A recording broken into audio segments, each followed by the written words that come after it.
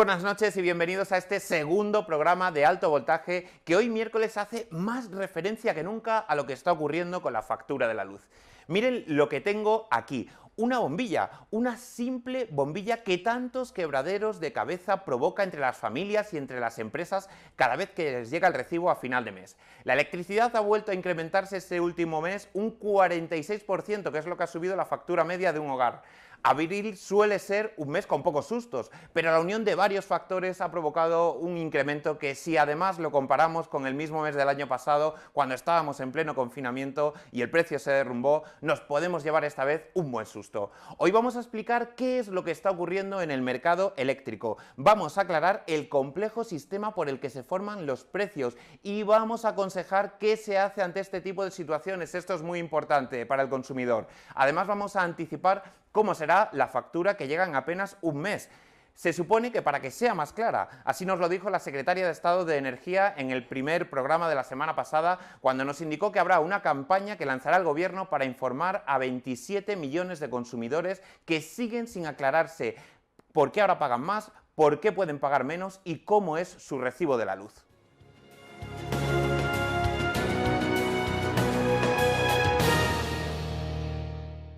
Bueno, y para aclarar lo que está ocurriendo con la factura de la luz durante este mes de mayo, lo que ha ocurrido sobre todo durante el mes de abril, vamos a hablar con Juan Antonio Martínez, analista de mercados energéticos del grupo ASE. Juan Antonio, buenas noches. Hola, buenas noches a todos. ¿Qué tal? Juan Antonio, te quería preguntar lo primero, ¿qué es lo que está ocurriendo ahora mismo en el mercado eléctrico para que el recibo de la luz haya vuelto a subir de forma tan considerable en abril? Bueno, pues lo que está sucediendo es que los ciclos combinados de gas, que suelen ser la tecnología que suele ser la última en casar precio en el mercado diario, ha visto incrementados sus costes eléctricos de producción muchísimo debido a dos motivos. Uno, el que ha habido un incremento del precio del mercado de emisiones de aproximadamente un 150% respecto a hace un año. Y el segundo motivo, que es incluso más importante, es la subida del precio de los mercados de gas natural, que también se han incrementado en más o menos un 250% respecto a hace un año. Estos dos costes lo que hacen es elevar el precio de producción de electricidad y esto automáticamente se traslada al mercado diario y acaba trasladándose, pues lógicamente, a los consumidores. Juan Antonio, pero normalmente abril es un mes barato, por decirlo de alguna forma, para el recibo de la luz, más aún el año pasado, es verdad, por circunstancias excepcionales por el confinamiento.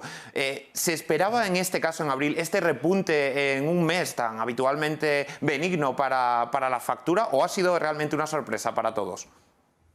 Bueno, ha sido una sorpresa en el sentido de que, como decía antes, no se esperaba un incremento del precio del gas en estos niveles, ¿no?, que hay actualmente. Normalmente abril es un mes más económico porque hay una gran cantidad de energía renovable, ya sea por fuentes eólicas e hidráulicas sobre todo y fotovoltaica, y además suele coincidir también con periodos donde el precio del gas es barato porque realmente hay poca demanda para calefacción, tanto en España como en Europa. Es verdad que el mes de abril ha sido más frío de lo que suele ser normal, lo cual ha incrementado la demanda de gas, tanto en España como en Europa, elevando los precios de los mercados de gas natural. Y también venimos de una situación en la que también hubo olas de frío en el mercado asiático a principios del invierno, lo cual también ha provocado que la escasez de gas que hubo al inicio del invierno se haya también trasladado al inicio de la primavera y haya también elevado los precios de los mercados de gas. Al mismo tiempo también el mercado de CO2, como he dicho antes, el año pasado en estas fechas pues cotizaba prácticamente a un tercio de lo que cotiza en estos momentos. Por tanto, ha habido pues, bueno, una serie de acontecimientos que han elevado de forma considerable el precio de electricidad y que muchos de ellos, lógicamente, no eran nada esperados. La verdad que sí que ha sido una sorpresa para todos los que seguimos este sector energético. Sí. Ahora bien, Juan Antonio, la duda que se le plantea a mucha gente, a muchos consumidores de empresas del mercado particular es ¿qué hago? ¿Elijo una factura, una tarifa PVPC? ¿Elijo un recibo del mercado libre? ¿Es buen momento este para cambiarse cuando están subiendo mucho los precios del mercado eléctrico? ¿Qué se puede hacer desde el punto de vista del consumidor? Bien, cuando los mercados eléctricos, lógicamente el mercado diario está tan alto, lógicamente estos precios altos se trasladan rápidamente también a los mercados de futuros. Por tanto, si en estos momentos cualquier particular o empresa trata de cubrir una posición en los mercados de futuros, es decir, cerrarse un precio fijo a largo plazo, lógicamente lo que va a hacer es hacerlo a un precio caro, porque lo está haciendo en un momento caro del mercado. Por tanto, quizás no sea el momento de apalancarse o comprar energía a largo plazo. Sea el momento de estar tranquilo, esperar a mejor momento para cerrar precio. El que esté en el mercado diario, pues lo que tiene que hacer es aguantar un poco el chaparrón, que es lo que se suele hacer en estos momentos, y esperar un mejor momento. De hecho, la estrategia que nosotros recomendamos es que cuando los mercados están bajos es cuando hay que cerrar a largo, y cuando el mercado está caro lo que hay que hacer pues, es ir a corto, es decir, no cerrar precios a precio fijo. No sería sensato en este momento por parte del Grupo ASE recomendar a nadie que fuera a pedir una tarifa de precio fijo, ya sea particular o empresa, porque lo que va a encontrar es una subida de precio espectacular. Claro, esa es la tentación, ¿no? De cambiar en estos momentos de precios altos, y es lo que desde luego no estáis recomendando, sino mantener un poco la calma, que yo entiendo que pueda ser un poco complicado con tantas noticias sobre el precio de la luz. Y por último, quería preguntarte también, a partir de ahora ya llevamos 5 días del mes de mayo y los precios desde luego no están dando tregua. ¿Qué es lo que nos espera o qué espera al consumidor en las próximas semanas? Bien, si los mercados de gas continúan en los niveles actuales, lógicamente el precio de electricidad va a seguir en estos niveles. Lógicamente nosotros esperamos que los mercados de materias primas, el mercado de gas, se relaje un poco de cara al verano, es decir, una vez que sobre todo los mercados asiáticos, que es cuando suelen reducir su demanda, permitan que Europa pueda otra vez abastecerse de un mercado de gas más barato, ¿vale? Por lo tanto, esperamos que esta situación de alguna manera se relaje. Desde luego no esperamos que el precio baje a los niveles del año pasado, porque fue algo también extraordinariamente bajo, ¿vale?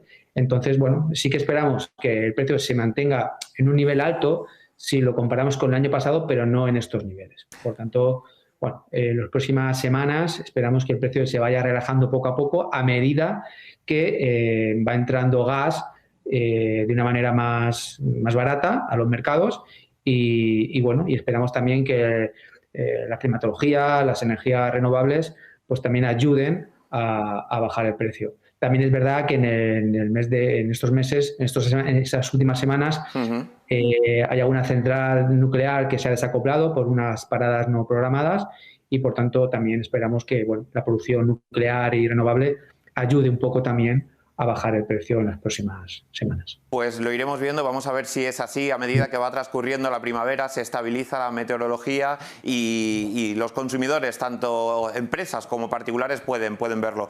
Juan Antonio Martínez, analista del Grupo ASE, muchísimas gracias por participar esta noche en Alto Voltaje. A vosotros, muchas gracias. Gracias. Buenas noches. Adiós.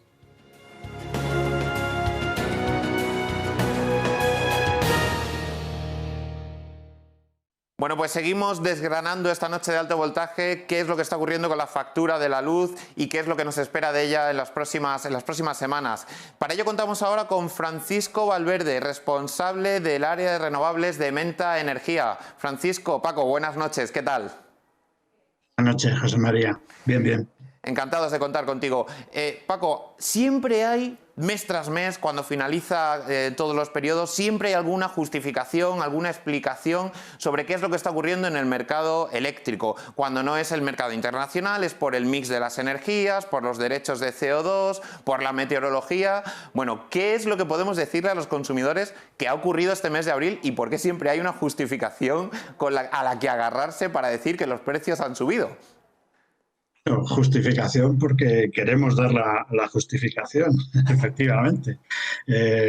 Vamos a ver, siempre que hablamos de mercado mayorista hablamos de estas tormentas perfectas y del cúmulo de cosas de sucesos que se dan para que el mercado mayorista esté alto o esté bajo, porque se dan las dos situaciones, pues al final podemos, digamos, un poco y hablar de qué es lo que pasa en el mercado mayorista cuando los precios son altos y qué es lo que pasa cuando los precios son bajos. Cuando los precios son altos en el mercado mayorista estamos hablando de lo que le pasa a las fósiles, que hoy por hoy con el carbón fuera de combate, pues estamos hablando de lo que le pasa al gas natural. ¿Vale? Precios altos, gas natural. Cuando hablamos de precios bajos, pues cuando hablamos de precios bajos es energía eólica y agua, pero que el agua tiene un componente caro-barato, entonces es agua barata. ¿Vale? ¿Qué ha pasado en abril? En abril el mercado está disparado. Pues si está disparado, tenemos que ver las causas de la fósil que es gas natural. ¿Qué le afecta al gas natural? Al gas natural le afecta el precio del combustible y le afecta el precio del CO2. ¿Qué ha pasado en abril? El precio del gas disparado y el precio del CO2 no está disparado, es que está estratosférico. Está ha subido altísimo. como un cohete, sí. Lo que pasa es que, fijaros que cuando hablaba de precio barato, agua barata, aquí se da justo la paradoja contraria. Y es que normalmente en estos meses, pues de marzo a junio, de febrero a mayo, una cosa así, más o menos por estos meses, suele haber bastante abundancia de agua.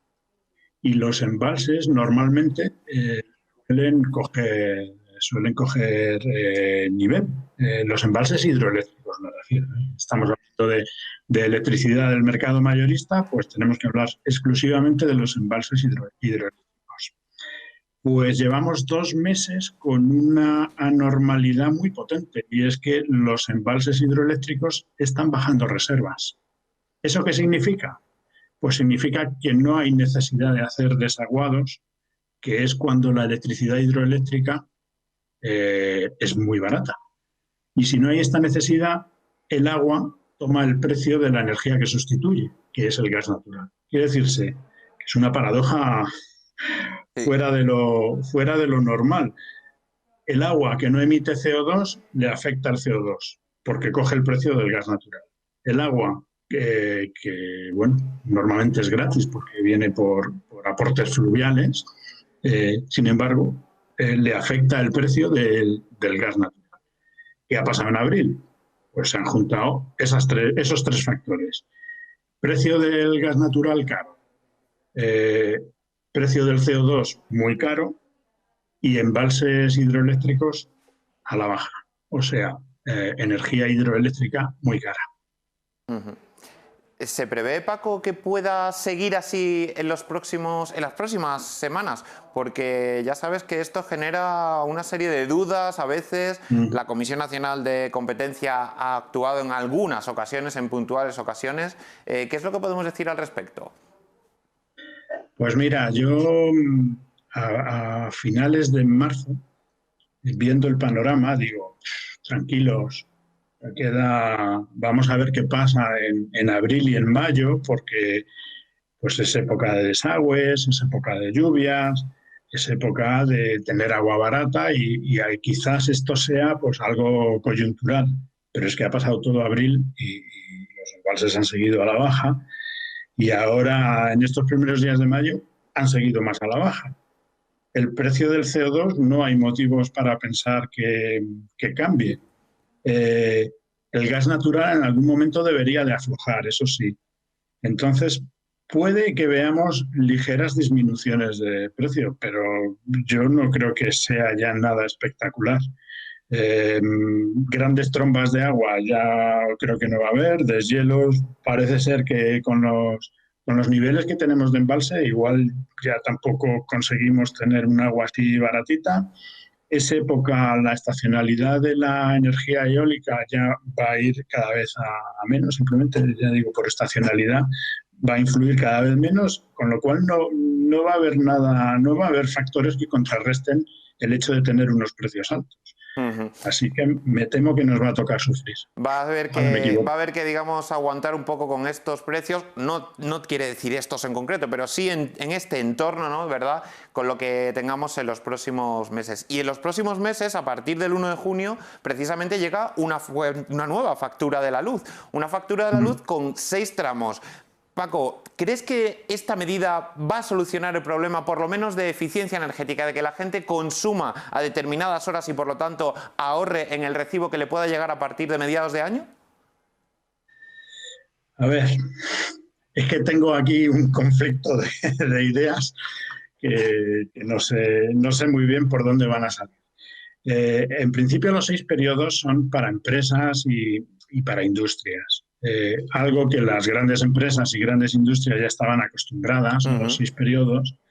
Entonces, donde sí se van a ver más afectadas son las pymes o las pequeñas empresas que estaban acostumbrados, pues, a sus 3 periodos muy inamovibles a lo largo del año y que ahí sí que van a seguir con 3 periodos, pero a lo largo del año serán 6. Entonces ahí sí que van a tener cambios gordos. Y luego el cambio gordísimo lo va a tener el consumidor doméstico. Ese va a tener 3 periodos, 2 periodos de potencia, y va a ser un caos total, porque la inmensa mayoría de los consumidores ahora mismo están con una tarifa de un solo periodo, o si tienen una tarifa de discriminación horaria, pues la tienen camuflada a un precio fijo. Entonces no se enteran pues poco de qué implica esto de la discriminación horaria, ¿no? En junio ya veremos a ver las comercializadoras de Mercado Libre cómo adaptan pues sus diferentes tarifas a este nuevo escenario de precios regulados, porque quizás es posible que sigan funcionando de la misma manera, aunque haya 3 precios regulados a lo largo del día, o sea, 3 periodos tarifarios a lo largo del día, quizás es posible que sigan ofreciendo un precio único. Va a ser alto que te narices, vamos, si iba a decir que te mueres. Aquí no se muere nadie. Va a ser alto de narices, pero siempre va a compensarle al consumidor pues que haga un esfuerzo por aprender cómo funciona todo este lado, porque el hecho de tener precios altos en algunos periodos no implica tener o necesariamente una tarifa muy cara, o sea, una factura a final de mes muy cara. Es una oportunidad muy buena para aprender e intentar, bueno, pues corregir tu demanda, intentar en aquellos casos donde sea posible, pues consumir en periodos más baratos. Yo creo que esto a partir del 1 de junio va a ser un caos durante un tiempo largo, pero esto con el tiempo va a ayudar a que la gente aprenda un poco más, aprenda a base de palos, pero es como aprendemos todos. Efectivamente, Paco, al final la factura de la luz ya es de por sí muy compleja ahora mismo. La que va a venir, estamos anticipando, lo estás diciendo, va a ser todavía más difícil de comprender, pero tenemos que acostumbrarnos a aprender un poco y a permanecer, como yo siempre digo, a permanecer un poquito atentos a ese recibo que nos llega para ver qué es lo que estamos pagando, ¿verdad? Que puede ser más complicado a partir del 1 de junio, está bien, pero si es para adaptar este consumo a una eficiencia energética mayor y por lo tanto no tener que pagar a final de mes más, yo creo que puede ser interesante, aunque cueste un poquito, ¿verdad? Ojo, yo he hecho algún que otro cálculo y para la tarifa que tiene la inmensa mayoría de la gente, que es la de un solo periodo, pues va a andar muy, muy equilibrado. Sí es cierto que el periodo caro va a ser muy caro, pero si tú vas cogiendo los datos a lo largo del año y vas sumando, porque bueno, a lo mejor estamos metiendo un poco de miedo a la gente con que el periodo caro va a ser muy caro, pero es que va a haber un montonazo de horas de periodos baratos. Todo el fin de semana va a ser barato. Eso es algo que no conocíamos aquí. O sea, si la gente aprende a poner las lavadoras en fin de semana y a hacer más gasto en fin de semana o por las noches, pues eso lo va a notar en el bolsillo. O sea, este cambio va a ser una revolución. pero no necesariamente implica que paguemos más. Es una oportunidad incluso para pagar menos. Pues con eso me quedo y eso es muy interesante. Paco, Francisco Valverde, responsable del área de renovables de Menta Energía, muchísimas gracias por participar en este alto voltaje de esta noche en torno a la factura de la luz, que nos ha dado otra ingrata sorpresa, pero bueno, esperemos haber aclarado un poquito más a todos los telespectadores de qué es de lo que estamos hablando y a qué nos tenemos que atener. Muchísimas gracias por participar. José María, saludo.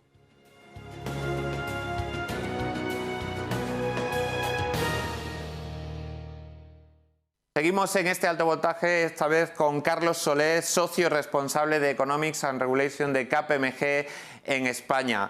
Buenas noches, Carlos, y gracias, lo primero, por tu participación en este programa. Buenas noches, José María, y muchas gracias por vuestra invitación. Carlos, una pregunta. ¿Son tan normales estos vaivenes del mercado eléctrico ibérico como el que está produciéndose este mes frente al resto de Europa, o es porque nos encontramos en una isla energética?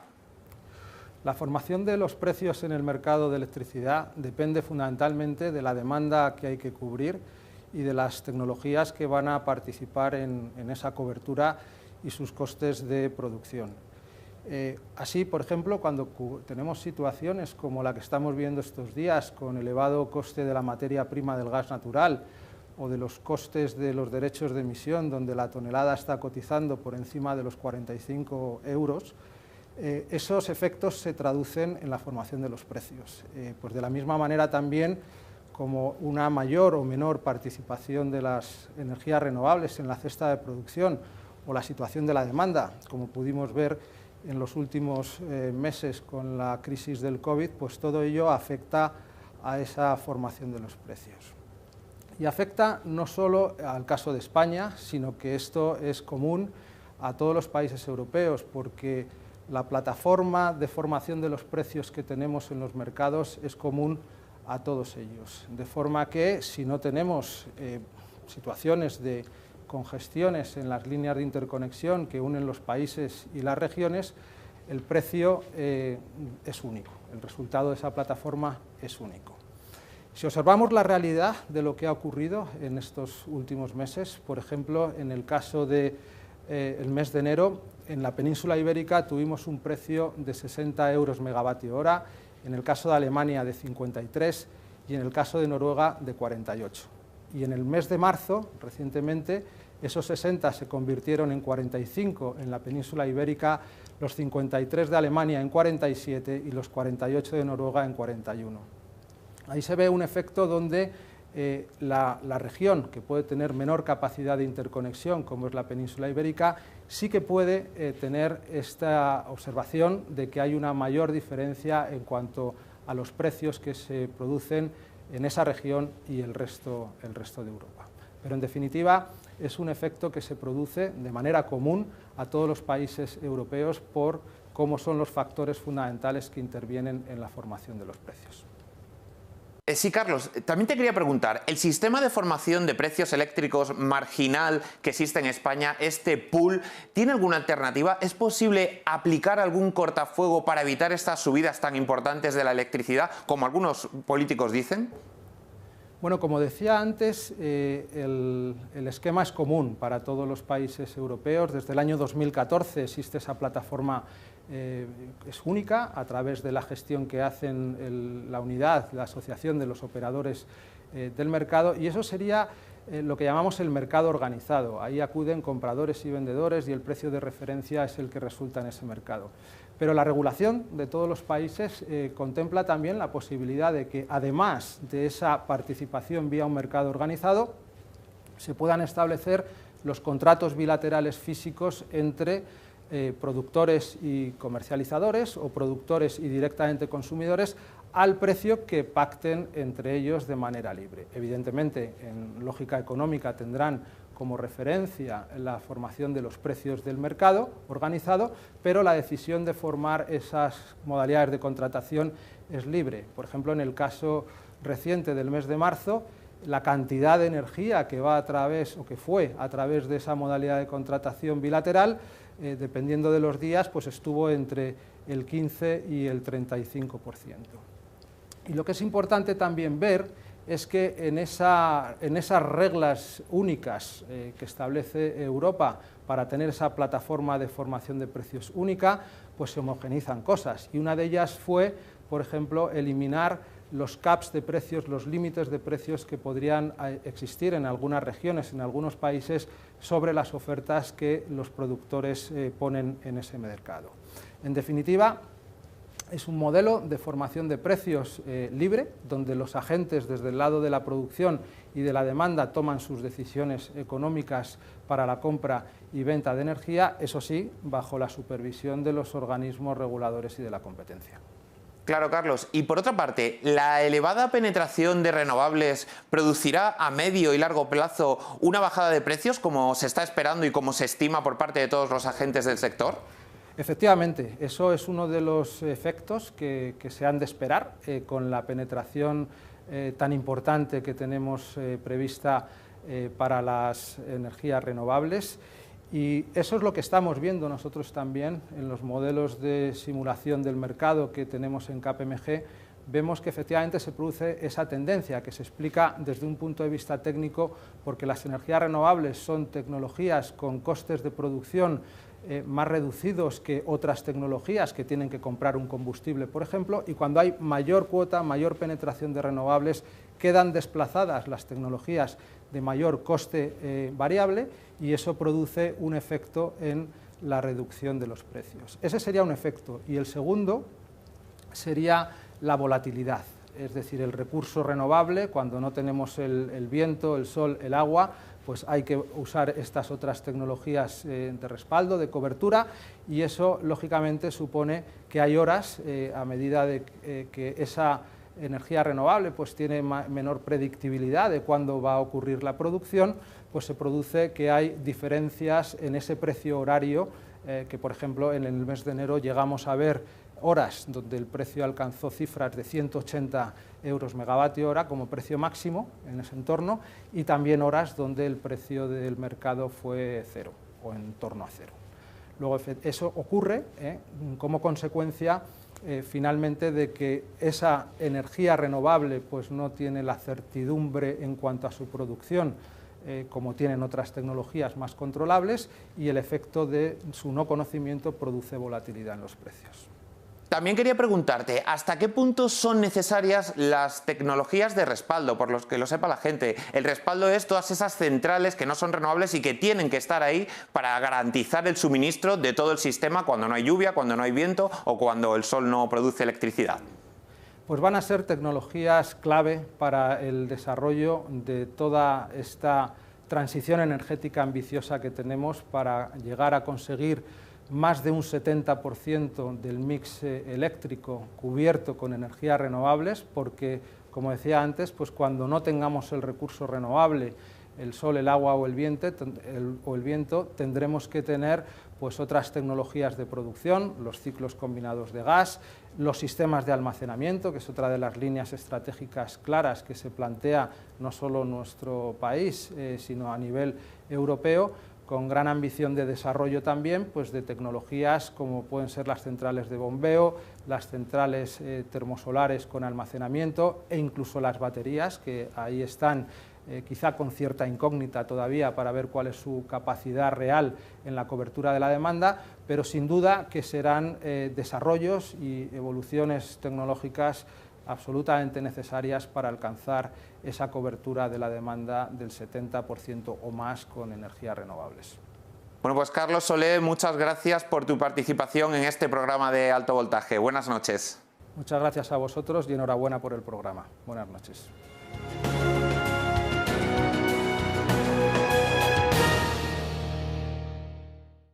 Bueno, y para terminar este programa contamos con la presencia de Ismael Romeo, director de Sendeco 2. Es la plataforma y una de las más importantes donde tiene mucho que decir sobre la negociación de los derechos de emisión del dióxido de carbono. Hemos estado hablando durante todo el programa del relevante peso que tiene este mercado en el precio de la electricidad, en lo que pagamos al final cuando encendemos un interruptor. Ismael Romeo, buenas noches. Hola, buenas noches. ¿Qué tal? Quería preguntar, quería preguntarte para aclarárselo a todo el mundo. ¿Cómo es el funcionamiento de este mercado de derechos de dióxido de carbono que existe ahora mismo y que determina también en parte el precio de la electricidad? Bien, es un mercado que se diseñó como herramienta para reducir las emisiones básicamente del sector industrial, las industrias intensivas en el uso de combustibles fósiles. A este mercado acuden básicamente las industrias, pero también lo que denominamos participantes no naturales, es decir, bancos, fondos, inversores, etcétera. Cada año la Comisión Europea pone sobre la mesa un determinado número de derechos de emisión que equivalen al mismo número de toneladas de CO2 emitidas a la atmósfera y en base a ese número de derechos de emisión pues se compra y se vende dependiendo de si la instalación le hace falta o el inversor ha de comprar o al revés, se ha de vender. Es decir, hay un sistema cap and trade, un tope fijo de derechos y a partir de ahí las empresas pueden comprar o pueden vender.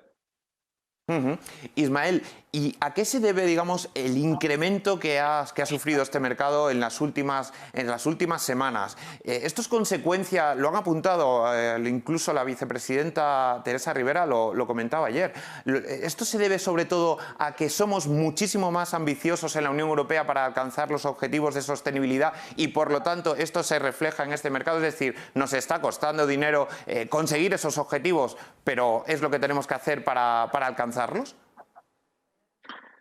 Bien, yo diría que hay básicamente tres motivos. El primero, estaría de acuerdo con la ministra, es un nivel de ambición por parte de Europa elevado y que en breve podría incluso verse incrementado en cuanto a la reducción de sus emisiones a nivel de todos los países de cara al año 2030 y sobre todo de cara al 2050.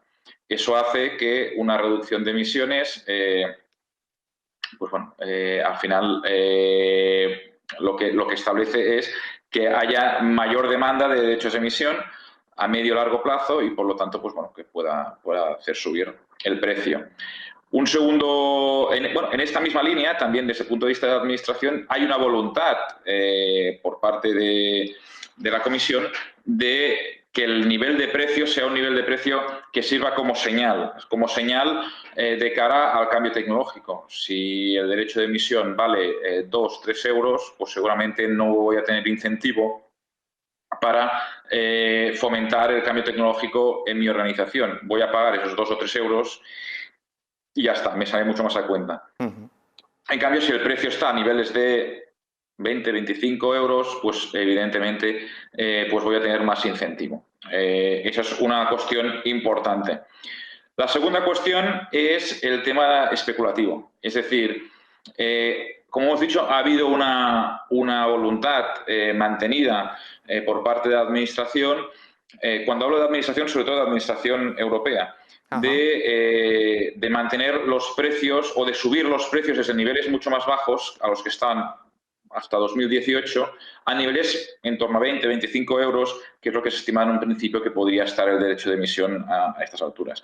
Ha habido una voluntad en ese sentido y lo que nos hemos encontrado es que han aparecido un componente especulativo seguramente mucho más importante del que se preveía. Eso ha hecho que el precio que a principios del año 18 estaba en torno a 7-8 euros, en agosto de ese mismo año ya estábamos a niveles de 25, es decir, prácticamente se había triplicado el precio. Pero es que actualmente estamos a niveles de 50. Muy elevado, el CO2 se ha convertido de alguna manera en un valor refugio. Hay dinero disponible, digamos, los intereses bancarios están a niveles muy bajos y el mercado CO2 se percibe como un mercado de alguna manera protegido por esa voluntad política de mantener un nivel de precios alto y, por lo tanto, la inversión pues, se dirige hacia este tipo de valor, ¿no? Otro ejemplo, en octubre estábamos a 23 euros la tonelada. Bueno, es un precio que podríamos decir que más o menos se podía esperar. Ahora estamos ya a niveles de 50. Es decir, en menos de medio año o en medio año se ha más que duplicado. Eso ha sido consecuencia de lo que hemos dicho antes y también en parte de ese componente especulativo que, bueno, la especulación entendemos que es positiva en los mercados en general, pero cuando se convierte en una posición, digamos, dominante, pues ya no lo es tanto, porque al final las industrias sí o sí han de participar. Los participantes no naturales pueden invertir, definir sus estrategias, pero los industriales han de comprar. Y evidentemente no es lo mismo comprar a 9 euros que a 50, que es el precio que hay ahora. Sin embargo, Ismael, permíteme una pregunta. ¿No se puede controlar o no se puede limitar este tipo de alzas en principio? ¿O existe algún mecanismo para ello? Bien, se creó dentro de la voluntad, de esa voluntad de las administraciones de hacer subir el precio cuando está a niveles más bajos, se creó lo que se denomina MSR, Market Stability Reserve. Básicamente, para explicarlo de manera sencilla, se trata de una especie de banco central de derechos. Cómo funciona es fácil. En el momento que el precio estaba muy bajo, lo que hizo ese MSR fue retirar derechos del mercado. Una parte, más del 50% de los derechos que se ponen en juego en cada partida de cada año, se asignan, digamos, vía subasta, ¿de acuerdo? Los estados subastan más de 1.000 millones de derechos al año, ¿de acuerdo? Lo que hacía el MSR es decir, bueno, pues si van a subastar 1.000 millones, en lugar de 1.000 millones, se subastarán solo 800. Y esos 200 millones los guardo para más adelante. ¿Qué hizo? Efectivamente, se consiguió que el precio del CO2 subiera desde esos niveles de 7-8 euros a niveles actuales, que estamos prácticamente a 50. Por otro lado, lo que se buscaba no era solo hacer subir el precio, sino también dotarle de una cierta estabilidad. Es decir, que hubiera una cierta previsión de qué es lo que pueda suceder, básicamente para dar seguridad a los participantes. Bien, pues en ese sentido el MSR no ha sido tan eficiente. No ha sido tan eficiente porque cuando se diseñó los precios eran bajos y básicamente el MSR para intervenir en una situación de precios altos se estima que intervendría cuando el precio medio de los últimos 2 años estuviera más o menos al doble de ese precio medio de los últimos 2 años. ¿Qué ha pasado? Que como ha subido tan rápido, no es lo mismo un precio medio de 10 euros o 12 euros, que es el precio que seguramente esperaban que pudiera haber en los últimos años. El doble de ese precio es 24, 22, 26 y estaba previsto que intervinieran a ese nivel. Pero resulta que el precio medio de los últimos años ha estado en torno a 25-30 euros, con lo cual estamos hablando que el precio, ese MSR, esa intervención, no se realizará hasta que el precio esté a niveles de 60-65 euros. Con lo cual fue efectivo para hacerlo subir, pero ha subido tan rápido que hasta ahora no ha sido efectivo para controlarlo. Claro. Está bien que el precio esté a unos niveles, digamos, atractivos para fomentar el cambio tecnológico, pero por otro lado, esa subida de precios tan importantes está limitando de forma muy importante la capacidad financiera de los participantes. Uh-huh. Pues Ismael Romeo, director de Sendeco 2, muchísimas gracias por participar, por aclararnos cómo funciona este mercado del CO2, que también influye, como otros muchos elementos, en la factura eléctrica. Te emplazamos seguro porque tenemos mucho que comentar en las próximas semanas para hablar y lo dicho, muchísimas gracias por participar en Alto Voltaje esta noche aquí en Negocios TV.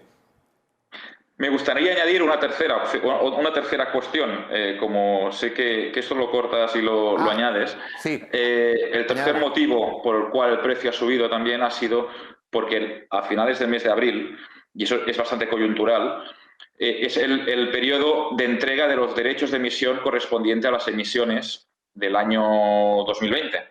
Entonces, ha habido toda una serie de industrias que han esperado, visto los precios altos, han esperado hasta el último momento para para comprar esos derechos de emisión. Por lo tanto, la demanda se ha incrementado. A eso le añades que es final del periodo, el periodo 13-20 finalizaba ahora el 30 de abril para las entregas, con lo cual no se pueden utilizar derechos de siguientes periodos para cumplir con el periodo anterior. Con lo cual, no solo era final de ejercicio donde se tiene que rendir los derechos del 2020, sino que además era cambio de periodo.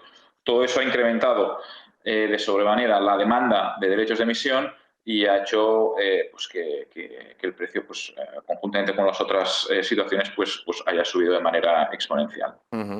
Veremos a ver qué pasa durante las próximas semanas, las próximas jornadas con este mercado de derechos del CO2 que nos ha aclarado Ismael Romeo, director de Sendeco 2, su funcionamiento, su estructura y sobre todo ese impacto que tiene en la factura de la electricidad. Ismael, muchísimas gracias por participar y te emplazo a las próximas semanas porque seguro que tendremos mucho más que hablar sobre este tema tan importante para el mercado energético. Muchas gracias a vosotros, un placer. Gracias.